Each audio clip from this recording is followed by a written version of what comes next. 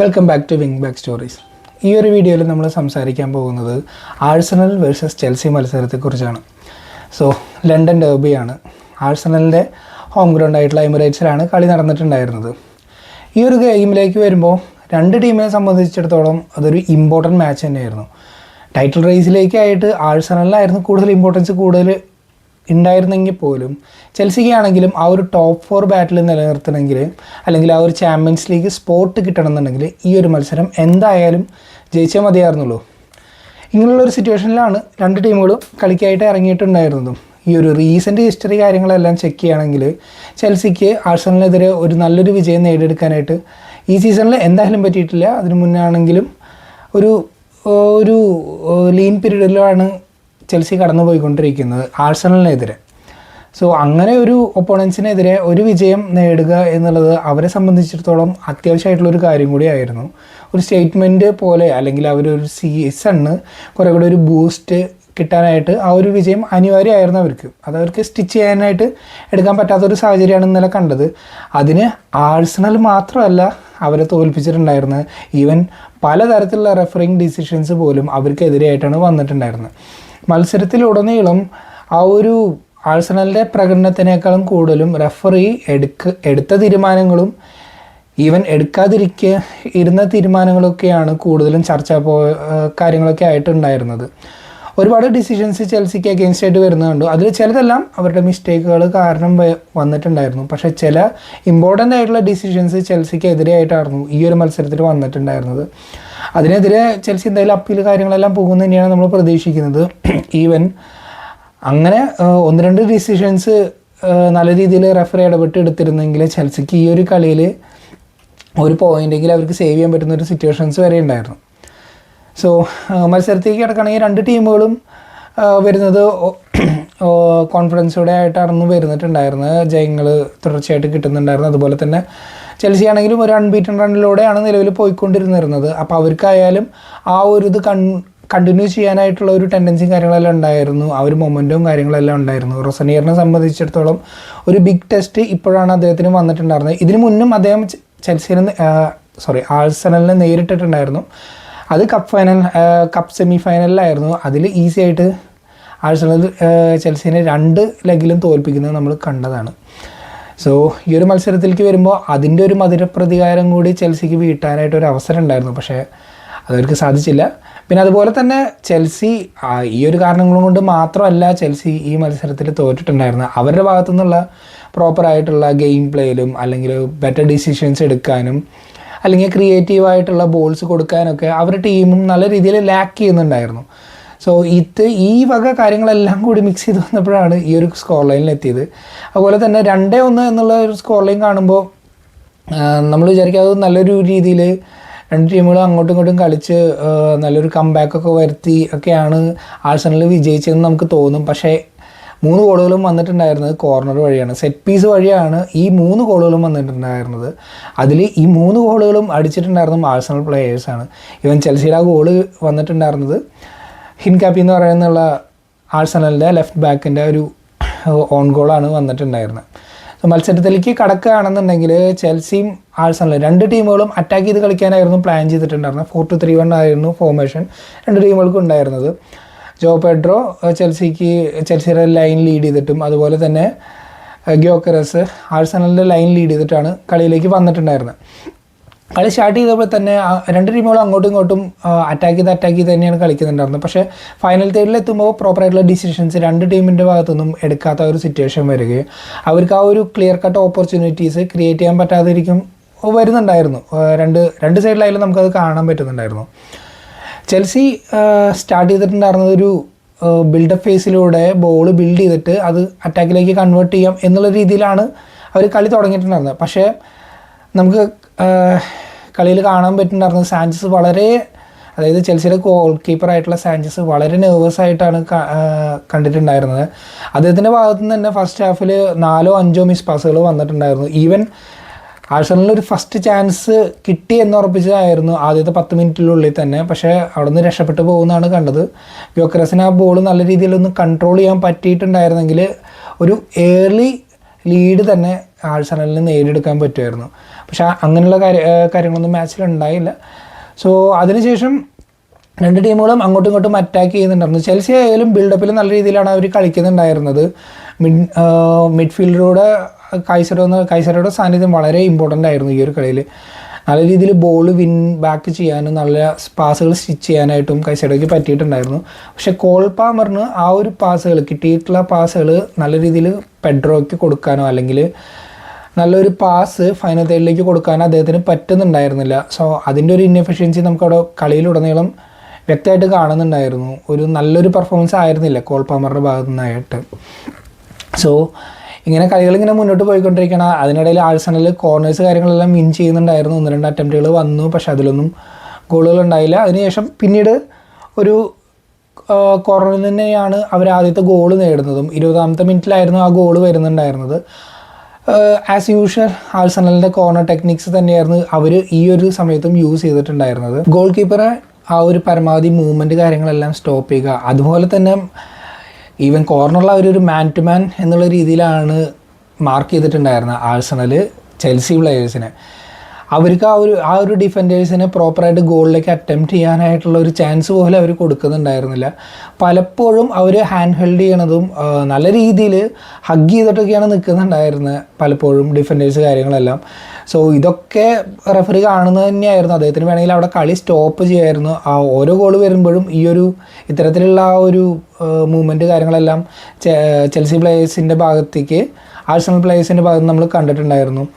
Clear cut opportunities കിട്ടുന്നതിന് പകരം ഈ ഒരു രീതിയിലാണ് ആഴ്സണൽ ഗോൾസ് ക്രിയേറ്റ് ചെയ്യാനായിട്ട് നോക്കിയിട്ടുണ്ടായിരുന്നത്. അങ്ങനെ ആദ്യത്തെ ഗോൾ നേടുന്നുണ്ടായിരുന്നത് സലീബയായിരുന്നു. അദ്ദേഹത്തിന് ഫാർ പോസ്റ്റിലേക്ക് വന്നിട്ടുള്ള ആ ഒരു ബോൾ ഗബ്രിയേൽ ചാടി ഹെഡ് വിൻ ചെയ്തിട്ട് കൊടുക്കുകയാണ്. ആ ബോൾ കൺവേർട്ട് ചെയ്തിട്ടാണ് സലീബ് ഗോൾ നേടിയിട്ടുണ്ടായിരുന്നത്. സോ ആ ഒരു ഫസ്റ്റ് ഹാഫിൻ്റെ പകുതിയോടെ തന്നെ ആഴ്സണൽ ആ ഒരു ലീഡ് അവർ നേടിയെടുത്തു. അതിനുശേഷം അവർ പിന്നെയും ശ്രമിക്കുന്നുണ്ടായിരുന്നു ആ ഒരു എനർജിയോട് കൂടി കൂടുതൽ കളിച്ച് ചാൻസസ് ക്രിയേറ്റ് ചെയ്യാനായിട്ട്. പക്ഷേ കാര്യമായിട്ടുള്ള ഓപ്പർച്യൂണിറ്റീസ് ഒന്നും അവർക്ക് ക്രിയേറ്റ് ചെയ്യാനായിട്ട് പറ്റിയില്ല. സാഞ്ചസിൻ്റെ മണ്ടത്തരങ്ങളിൽ നിന്ന് അവർക്ക് 1-2 ഓപ്പർച്യൂണിറ്റീസൊക്കെ പിന്നെയും കിട്ടിയിട്ടുണ്ടായിരുന്നു. പക്ഷേ അതൊന്നും ഗോളിലേക്ക് കൺവേർട്ട് ചെയ്യാനായിട്ട് അവർക്ക് പറ്റിയിട്ടുണ്ടായിരുന്നില്ല. സോ ഇങ്ങനെ കളി ഇങ്ങനെ പുരോഗമിച്ച് പോവുക തന്നെയായിരുന്നു. ചെൽസിക്കാണെങ്കിൽ അവർക്ക് ഒരു ഷോട്ട് ഓൺ ടാർഗറ്റ് വരെ ഉതിർക്കാനായിട്ട് അവരുടെ ഭാഗത്തുനിന്ന് പറ്റിയിട്ടുണ്ടായിരുന്നില്ല. ആ ഒരു ഫൈനൽ തേർഡിലെത്തുമ്പോൾ ഡിസിഷൻ മേക്കിംഗ് വളരെ വളരെ വീക്കായിരുന്നു ചെൽസിയുടെ ഭാഗത്തുനിന്ന്. ജോ പെഡ്രോയ്ക്ക് ആണെങ്കിലും നല്ലൊരു ഓപ്പർച്യൂണിറ്റി പോലും റായനെ ടെസ്റ്റ് ചെയ്യാനായിട്ട് പറ്റുന്നില്ല. ആകെ 2-3 അറ്റംപ്റ്റുകൾ മാത്രമായിരുന്നു ഈ ഒരു ചെൽസിയുടെ ആദ്യത്തെ ഗോൾ വരുന്നത് വരെ അവർക്ക് നടത്താൻ പറ്റിയിട്ടുണ്ടായിരുന്നു ആഴ്സണലിൻ്റെ ആ ഒരു ഏരിയയിൽ വെച്ചിട്ട്.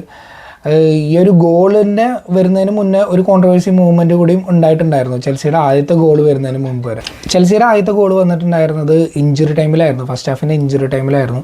അതിന് മുന്നേ തന്നെ ഒരു കോൺട്രവേഴ്ഷ്യൽ ഡിസിഷൻ അവിടെ റെഫറിക്ക് എടുക്കാമായിരുന്നു, പക്ഷേ അത് അദ്ദേഹം എടുത്തിട്ടുണ്ടായിരുന്നില്ല. അതെന്താണെന്ന് വെച്ചിട്ടുണ്ടെങ്കിൽ ചെൽസിക്ക് അവിടെ ഒരു കോർണർ കിട്ടുകയാണ്. ആ കോർണറിൽ നിന്ന് വന്ന ബോൾ റൈസ് ചെൽസി പ്ലെയറിനെ ഹോൾഡ് ചെയ്ത് നിൽക്കുന്നുണ്ട്. ഹോൾഡ് ചെയ്തും കൂടാതെ അദ്ദേഹം ആ കൈ ഉയർത്തിയിട്ടാണ് ആ ബോളിലേക്ക് അറ്റംപ്റ്റ് ചെയ്യുന്നത് തന്നെ. സോ ആ കൈ തട്ടിയിട്ടുള്ള ബോൾ ഗോൾ പോസ്റ്റിൻ്റെ ഉള്ളിലേക്കാണ് പോകുന്നുണ്ടായിരുന്നത്. പക്ഷേ അവിടെ റായ ഒരു നല്ലൊരു സേവ് നടത്തിയിട്ട് അത് വീണ്ടും ഒരു കോർണറിലേക്ക് വന്നിട്ടുണ്ടായിരുന്നു. അത് VAR പിന്നീട് ചെക്കിങ് കാര്യങ്ങളൊക്കെ ചെയ്തിട്ടുണ്ടായിരുന്നു. പക്ഷേ അതിനെതിരെ ഒരു ആക്ഷൻ പോലും ഈ ഒരു റെഫറിങ് ടീം എടുത്തിട്ടുണ്ടായിരുന്നില്ല. അതൊരു ഈസി പെനാൽറ്റി ഒരു ഡിസിഷനാക്കി എടുക്കാമായിരുന്നു. ഈവൻ ഓൺ ഫീൽഡ് തന്നെ റെഫറിക്ക് അത് വിളിക്കാമായിരുന്നു. നല്ല രീതിയിൽ ചെൽസിയുടെ ആ ഒരു പ്ലെയറിനെ ഹെഡ് ചെയ്യാനായിട്ടൊന്ന് ജമ്പ് ചെയ്യാനുള്ള ഒരു അവസരം പോലും റൈസ് അവിടെ കൊടുക്കുന്നുണ്ടായിരുന്നില്ല. അതുകൂടാതെ അദ്ദേഹം ആം സ്ട്രെച്ച് ചെയ്തിട്ടാണ് ബോളിലേക്ക് അറ്റംപ്റ്റ് ചെയ്തിട്ടുണ്ടായിരുന്നത്. സോ അതൊരു ഈസി പെനാൽറ്റി കൊടുക്കാനുള്ളൊരു മൊമെൻ്റ് ആയിരുന്നു. സോ എന്നിരുന്നാൽ പോലും ചെൽസിക്കയിൽ വലിയ കാര്യമായിട്ട് റിഗ്രറ്റ് ചെയ്യേണ്ടി വന്നില്ല. ആ കോർണർ കിട്ടിയത് നേരെ റീസ് ജെയിംസ് എടുത്തിട്ട് അദ്ദേഹത്തിൻ്റെ ആ ഒരു ബോളിൽ ഹിൻകാപ്പി, നമ്മുടെ ആഴ്സണലിൻ്റെ ലെഫ്റ്റ് ബാക്ക് ആയിട്ടുള്ള ഹിൻകാപ്പി, അദ്ദേഹം ആ ഒരു ബോൾ ക്ലിയർ ചെയ്യാൻ വേണ്ടി ചാടിയിട്ടുണ്ടായിരുന്നു. പക്ഷേ ഒത്തിരി ഹൈ ആയിരുന്നു, അദ്ദേഹത്തിന് ആ ഒരു ബോൾ ഫ്ലിക്ക് ചെയ്യാനായിട്ട് മാത്രമേ പറ്റുള്ളൂ. പക്ഷേ അത് ക്ലിയർ ആയിട്ട് ആഴ്സണലിൻ്റെ പോസ്റ്റിലേക്ക് തന്നെയാണ് പോയിട്ടുണ്ടായിരുന്നത്. സോ അങ്ങനെ മത്സരം 1-1 എന്നുള്ള രീതിയിൽ അവസാനിക്കുകയാണ്, ഫസ്റ്റ് ഹാഫിൽ അവസാനിക്കുകയാണ്. സോ ഈ ഒരു രീതിയിൽ ഇങ്ങനൊരു മത്സരം കോൺട്രവേഴ്ഷ്യലായിട്ട് അവസാനിച്ചിട്ടുണ്ടായിരുന്നു. ഇങ്ങനെ ഡിസിഷൻസ് കാര്യങ്ങളെല്ലാം ഭയങ്കര മോശമായിട്ടുള്ള രീതിയിലാണ് റെഫറിയുടെ ഭാഗത്തു നിന്ന് വന്നിട്ടുണ്ടായിരുന്നത്. സോ ഇങ്ങനെ ഇതിന് ശേഷം സെക്കൻഡ് ഹാഫ് സ്റ്റാർട്ട് ചെയ്ത് കഴിയുമ്പോൾ ചെൽസിക്ക് ആ ഒരു മൊമെൻ്റ് ഉണ്ടായിരുന്നു. അവർ നല്ല രീതിയിൽ അറ്റാക്ക് ചെയ്ത് കളിക്കുകയാണ് ഫസ്റ്റ് മൊമെൻറ്റ്സ് തൊട്ട് തന്നെ. ഇങ്ങനെ അറ്റാക്ക് ചെയ്ത് കളിച്ച് അവർക്ക് കുറച്ച് ചാൻസസ് കാര്യങ്ങളെല്ലാം ക്രിയേറ്റ് ചെയ്യാനായിട്ടും അല്ലെങ്കിൽ ഈവൻ ആഴ്സണലിൻ്റെ ആ ഒരു ബാക്ക് ലൈനിൽ കുറച്ച് പ്രഷർ ക്രിയേറ്റ് ചെയ്യാനൊക്കെ ആയിട്ട് അവർക്ക് പറ്റിയിട്ടുണ്ടായിരുന്നു. 1-2 ഓപ്പർച്യൂണിറ്റീസ് അവർ കോർണറിലേക്ക് കൺവേർട്ട് ചെയ്തെടുത്തിട്ടുണ്ടായിരുന്നു. പക്ഷെ അതൊന്നും അവർക്ക് കോർണർ കൺവേർട്ട് ചെയ്ത് ഒന്ന് ഗോളാക്കാനായിട്ട് പറ്റിയിട്ടുണ്ടായിരുന്നില്ല. അതിലൊരവസരത്തിൽ ഒരു കോർണർ റീസ് ജെയിംസ് കൊടുത്ത ബോൾ ജാവോ പെഡ്രോ ഹെഡ് ചെയ്യാനായിട്ട് ശ്രമിക്കുമ്പോൾ അദ്ദേഹത്തിന് ഹാപ്പി ചെയ്തിട്ടാണ് ആഴ്സണലിൻ്റെ ഡിഫൻഡേഴ്സ് നിൽക്കുന്നുണ്ടായിരുന്നത്. സോ അദ്ദേഹത്തിന് ജസ്റ്റ് ഒരു ഹെഡിൽ റായയുടെ കൈ കൊണ്ടിട്ടൊരു ഇഞ്ചറി പോലെ പറ്റുന്നുണ്ടായിരുന്നു. പക്ഷേ അതിൽ വലിയ കുഴപ്പമൊന്നും പറ്റിയില്ല. അതിനുശേഷം വന്ന കോർണറിൽ പെഡ്രോയ്ക്ക് തന്നെ ഒരു ഗോൾ നേടാനുള്ള ഒരു അവസരം ഉണ്ടായിരുന്നു. പക്ഷേ അത് നേരെ റായ സേവ് ചെയ്യാണ് ചെയ്തിട്ടുണ്ടായിരുന്നത്. സോ ഇങ്ങനെ മത്സരം പോയിക്കൊണ്ടിരിക്കുകയായിരുന്നു. അപ്പോൾ അഗെയിൻസ്റ്റ് റൺ ഓഫ് പ്ലേ എന്നുള്ള രീതിയിലാണ് ആഴ്സണലിൻ്റെ അടുത്ത് ഗോൾ നേടിയിട്ടുണ്ടായിരുന്നത്. അത് 66ാമത്തെ മിനിറ്റിലായിരുന്നു. ആ ഒരു മിനിറ്റിൽ ഇതുപോലെ തന്നെ ആഴ്സണലിൽ നിന്ന് ഒരു അറ്റാക്കിങ് ഓപ്പർച്യൂണിറ്റി കിട്ടി. അവർ അറ്റാക്ക് ചെയ്തു. അതിലൊരു കോർണർ അവർ വിൻ ചെയ്തു. ആ ഒരു ബോൾ വന്നപ്പോൾ ആ ഗോളിലേക്ക് അറ്റംപ്റ്റ് ചെയ്തിട്ടുണ്ടായിരുന്നു യൂറൻ ടെമ്പർ ആയിരുന്നു. അദ്ദേഹം ആ ഒരു ഗോൾ നേടി. പക്ഷെ അതിൽ അവിടെ പുഷിങ് നടത്തിയിട്ടുണ്ടെന്നുള്ളത് സാഞ്ചസ് പറയുന്നുണ്ടായിരുന്നു. ഈവൻ നമുക്ക് ആ ഒരു സ്ലോ മോഷനിൽ കാണുമ്പോൾ തന്നെ അറിയാം ആഴ്സണലിൻ്റെ ഓരോ പ്ലേയേഴ്സും ചെൽസിയുടെ പ്ലേയേഴ്സിനെ ഹഗ് ചെയ്തിട്ടാണ് നിൽക്കുന്നത്. അവർക്കൊരു ഗോളിലേക്ക് അല്ലെങ്കിൽ ആ ഒരു ബോളിലേക്ക് അറ്റംപ്റ്റ് ചെയ്യാൻ കൂടി പറ്റുന്നുണ്ടായിരുന്നില്ല. സോ ആ ഒരു സാഹചര്യത്തിൽ ടിംബർ ഒരു ഗോൾ നേടി. സോ ചെൽസിയുടെ പ്ലേയേഴ്സിൻ്റെ ഭാഗത്തുനിന്ന് പ്രൊട്ടക്ഷൻ കാര്യങ്ങളൊക്കെ ഉണ്ടായിരുന്നു. ആ ഒരു മൊമെൻറ്റിൽ പെട്രോനെറ്റിക്ക് ഒരു യെല്ലോ കാർഡ് കിട്ടിയിട്ടുണ്ടായിരുന്നു. പക്ഷേ അദ്ദേഹം അത് അറിഞ്ഞിട്ട് പോലും ഇല്ല എന്നാണ് നമുക്ക് പിന്നീട് മത്സരത്തിൽ മനസ്സിലാവുന്നുണ്ടായിരുന്നത്. സോ ഇതിന് ശേഷം ചെൽസി ഭയങ്കര ഡിസപ്പോയിൻറ്റഡ് ആയിരുന്നു. 66 മിനിറ്റിൽ ആ ഒരു ഗോള് കൺസിഡർ ചെയ്യേണ്ടി വന്നതിൽ സ്കോർ ലൈൻ 2-1 എന്നുള്ള രീതിയിലേക്ക് മാറിയിട്ടുണ്ട്. പിന്നീട് ചെൽസിക്ക് തിരിച്ചടിക്കാനായിട്ട് അവർ തീരുമാനിക്കുകയാണ്. അതിനനുസരിച്ച് ഫ്രണ്ട് ഫുട്ടിൽ കളിക്കാൻ ശ്രമിക്കുകയാണ്. പക്ഷേ കാര്യമായിട്ട് ഓപ്പർച്യൂണിറ്റീസ് ഈ പറഞ്ഞ പോലെ അവർക്ക് ആ ഫൈനൽ തേർഡിൽ ക്രിയേറ്റ് ചെയ്യാനായിട്ട് പറ്റുന്നുണ്ടായിരുന്നില്ല. സോ ഈവൻ എൻസോ ഫെർണാണ്ടസിനാണെങ്കിലും കോൾ പോമറിനാണെങ്കിലും അതുപോലെ തന്നെ ജാവോ പെഡ്രോയ്ക്കാണെങ്കിലും ഈവൻ പെട്രോനെറ്റിക് ആണെങ്കിൽ പോലും ആ ഒരു ഡിസൈസീവ് ആയിട്ടുള്ള ഒരു ബോൾ കൊടുക്കാനായിട്ട് പറ്റുന്നുണ്ടായിരുന്നില്ല. 1-2 ഓപ്പർച്യൂണിറ്റീസ് കിട്ടി. എൻസോ ഫെർണാണ്ടസിനൊക്കെ ഒരു ഷൂട്ട് ചെയ്യാനൊക്കെ ഒരു അവസരം കിട്ടിയിട്ടുണ്ടായിരുന്നു. പക്ഷെ അതെല്ലാം റായ സേവ് ചെയ്യുന്നതാണ് കണ്ടത്. അല്ലാതെ കാര്യമായിട്ടുള്ള രീതിയിൽ റായനെ ബുദ്ധിമുട്ടിക്കുന്നുള്ള രീതിയിൽ ഒരു അറ്റംപ്റ്റ് ഒന്നും വന്നിട്ടുണ്ടായിരുന്നില്ല. സോ ഇതിന് ശേഷമാണ് അടുത്തൊരു കോൺട്രവേഴ്ഷ്യൽ ആയിട്ടുള്ള ഒരു മൊമെൻ്റ് ഉണ്ടായിരുന്നത്. അത് കോൺട്രവേഴ്ഷ്യൽ ആയിട്ടുള്ള ഒരു ഡിസിഷൻ ആയിരുന്നില്ല. പക്ഷെ അതിന് ശേഷമാണ് അതൊരു അങ്ങനെയുള്ള ഒരു കോൺട്രവേഴ്ഷ്യൽ മൊമെൻ്റ് ആണെന്ന് തന്നെ തിരിച്ചറിയുന്നുണ്ടായിരുന്നു. അതെന്താണെന്ന് വെച്ചിട്ടുണ്ടെങ്കിൽ ചെൽസി ആഴ്സണലിനെതിരെ അറ്റാക്ക് ചെയ്തിട്ട് അവിടെ നിന്ന് ബോൾ ലൂസ് ചെയ്യാണ്. സോ ആ ബോൾ റിസീവ് ചെയ്തിട്ട് കൗണ്ടർ അറ്റാക്ക് ചെയ്യാനായിട്ട് മാർട്ടിനെല്ലി നല്ല രീതിയിൽ പുഷ് ചെയ്തുകൊണ്ടിരിക്കുകയായിരുന്നു. പെട്രോനെറ്റ് ആയിരുന്നു അദ്ദേഹത്തിൻ്റെ കൂടെ ഓടിയിട്ടുണ്ടായിരുന്നത്. സോ അവിടെ നിന്ന് ഒരു ടാക്ടിക്കൽ ഫൗള് അദ്ദേഹം എടുത്തിട്ടുണ്ടായിരുന്നു. അല്ലാതെ അവിടെ ബോൾ വിൻ ചെയ്യാനുള്ള ഒരു ഓപ്പർച്യൂണിറ്റി ഉണ്ടായിരുന്നില്ല. മാർട്ടിനെല്ലി നല്ലൊരു സ്പീഡിൽ ബോൾ പ്രോഗ്രസ് ചെയ്ത് പോയിക്കൊണ്ടിരിക്കുകയായിരുന്നു. സോ ആ ഒരു ഫൗളിന് പെട്രോനെറ്റിക്ക് അവിടെ യെല്ലോ കാർഡ് കിട്ടി. പക്ഷേ അത് സെക്കൻഡ് യെല്ലോ ആണെന്ന് പെട്രോനെറ്റ് അപ്പോഴാണ് തിരിച്ചറിയുന്നത്. അദ്ദേഹത്തിന് അതൊരു റെഡായിട്ട് മാറുകയും പിന്നെ കളിയിൽ തുടരാൻ പറ്റാത്തൊരു അവസരം വന്നിട്ടുണ്ടായിരുന്നു. അദ്ദേഹം തിരിച്ചു പോകുമ്പോൾ റെഫറിയോടാണെങ്കിലും ഫോർത്ത് ഒഫീഷ്യലിനോടാണെങ്കിലും പറയുന്നുണ്ടായിരുന്നു ഫസ്റ്റ് യെല്ലോ കാർഡ് കിട്ടിയത് അദ്ദേഹം അറിഞ്ഞിട്ടില്ല എന്നുള്ള രീതിയിലാണ് പ്രതികരണം കാര്യങ്ങളെല്ലാം ഉണ്ടായിരുന്നത്. സോ ഇങ്ങനെ ചെൽസി വീണ്ടും 10 വരെയായിട്ട് ചുരുങ്ങുകയാണ്. ഈ ഒരു സീസണിൽ അവർ 7ാമത്തെ തവണയാണ് ഒരു റെഡ് കാർഡ് വാങ്ങുന്നത്, പ്രീമിയർ ലീഗിൽ മാത്രം. ഓൾ കോമ്പറ്റീഷനിൽ നോക്കുകയാണെങ്കിൽ അവരുടെ 9ാമത്തെ റെഡ് കാർഡാണ്. ഇത് ടീമിൽ ഡിസിപ്ലിൻ ഇല്ലായ്മയുടെ ഏറ്റവും തുറന്നു കാണിക്കുന്ന ഒരു രീതിയാണ് ഇപ്പോൾ നമുക്ക് ഇതിൽ കാണുന്നത്. ഒരുമാതിരിപ്പെട്ട എല്ലാ പ്ലേയേഴ്സും അവരുടെ ഇപ്പോൾ റെഡ് കാർഡ് നേടിക്കൊണ്ടിരിക്കുകയാണ്. സോ ആ ഒരു റെക്കോർഡിൽ ഇപ്പോൾ ചെൽസിയാണ്, ഒരു അൺവാണ്ടഡ് റെക്കോർഡാണ്, പക്ഷേ അതിലിപ്പോൾ ചെൽസിയാണ് ലീഡ് ചെയ്തുകൊണ്ടിരിക്കുന്നത്. സോ ഇങ്ങനെ മത്സരം പിന്നീട് ചെൽസിക്ക് ഒരുപാട് ക്രിയേറ്റ് ചെയ്യാനായിട്ട് പറ്റുന്നുണ്ടായിരുന്നില്ല. സോ ഓൾറെഡി കോൾ പാമറും എൻസോ ഫെർണാണ്ടസ് ഒക്കെ യെല്ലോ കാർഡിലാണ് നിൽക്കുന്നുണ്ടായിരുന്നത്. അപ്പോൾ റോസനിയർ അവരെ പിൻവലിച്ചിട്ട് കൂടുതൽ പ്ലേയേഴ്സിനെ, അതായത് അറ്റാക്കിംഗ് പ്ലേയേഴ്സ് എന്നുള്ള രീതിയിൽ ഗർനാച്ചോനെയും അതുപോലെ തന്നെ ഡിലാപ്പിനെയൊക്കെ ഇറക്കി വിടുമായിരുന്നു അറ്റാക്ക് ചെയ്യാൻ വേണ്ടിയിട്ട്. സോ ഗർനാച്ചോ വന്നതിന് ശേഷം അദ്ദേഹം 1-2 മൊമെൻറ്റ്സ് ക്രിയേറ്റ് ചെയ്തിട്ടുണ്ടായിരുന്നു. ഒരു ബ്യൂട്ടിഫുൾ ആയിട്ടുള്ളൊരു അറ്റംപ്റ്റ് അദ്ദേഹത്തിൻ്റെ ഭാഗത്തുനിന്നുണ്ടായിരുന്നു. അതൊരു ക്രോസ് കൊടുത്തതാണ്. പക്ഷെ അതിലേക്ക് ആരും ജാവോ പെഡ്രോ ശ്രമിച്ചിട്ടുണ്ടായിരുന്നു. അദ്ദേഹത്തിൻ്റെ കാല് വെക്കാൻ പറ്റിയിട്ടില്ല. പക്ഷേ ആ ഒരു ബോൾ ഫാർ പോസ്റ്റിലേക്ക് ഗോളിലേക്ക് പോകുന്നതാണ് കണ്ടത്. പക്ഷേ റായ ഒരു ഫുൾ സ്ട്രെച്ച് സേവ് ചെയ്തിട്ട് അത് അവിടെ നിന്ന് രക്ഷപ്പെടുന്നതായിട്ട് കണ്ടു. പിന്നെ അതുപോലെ തന്നെ ഡിലാപ്പിന് ഒരു അവസരം കിട്ടിയിട്ടുണ്ടായിരുന്നു ഗർനാച്ചോനെ റിലീസ് ചെയ്യാനായിട്ട്. അദ്ദേഹത്തിൽ ആദ്യത്തെ റണ്ണ്, അതായത് ഡിലാപ്പിലേക്ക് ബോൾ എത്തുന്നതിന് മുന്നേ അദ്ദേഹം ബെൻഡ് ചെയ്തിട്ടുള്ള ഒരു റണ്ണ് കാര്യങ്ങളെല്ലാം നടത്തിയിട്ടുണ്ടായിരുന്നു ഡിഫൻസിന് പുറകെ ആഴ്സണലിൽ. അതൊക്കെ ഒരു നല്ല റണ്ണും കാര്യങ്ങളായിരുന്നു. പക്ഷേ അവിടെ നിന്ന് അദ്ദേഹത്തിന് കറക്റ്റായിട്ടുള്ള ഒരു പാസ് പിക്ക് ചെയ്യാനായിട്ട് പറ്റിയിട്ടുണ്ടായിരുന്നില്ല.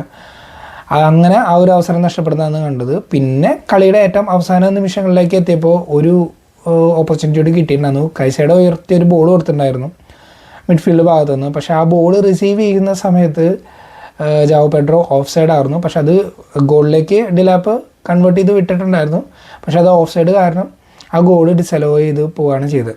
സോ ഈ മത്സരത്തോടു കൂടി ആഴ്സണൽ വീണ്ടും അവർ ആ ഒരു 5 പോയിൻ്റ് ഗ്യാപ്പ് സിറ്റി ആയിട്ട് അവർ വീണ്ടും അത് നിലനിർത്തിയിട്ടുണ്ട്. സോ ഈ ഒരു ഫോം അവർക്ക് ഇനി കണ്ടിന്യൂ ചെയ്യാൻ പറ്റുമോ, അതോ സിറ്റി ആയിട്ടുള്ള ഒരു പോയിൻ്റ് ഡിഫറൻസ് എന്തെങ്കിലും ഒരു സ്നിഫ് കിട്ടിയിട്ടുണ്ടെങ്കിൽ സിറ്റി അവരായിട്ട് കൂടുതൽ ആ ഒരു പോയിൻ്റ് ഡിഫറൻസ് കുറയ്ക്കാനായിട്ടുള്ളത് എന്തായാലും ശ്രമിക്കുന്നുള്ളത് നമുക്കറിയാം. ഇനി അടുത്തത് മിഡ് വീക്കിലാണ് ഗെയിംസ് വരുന്നത്.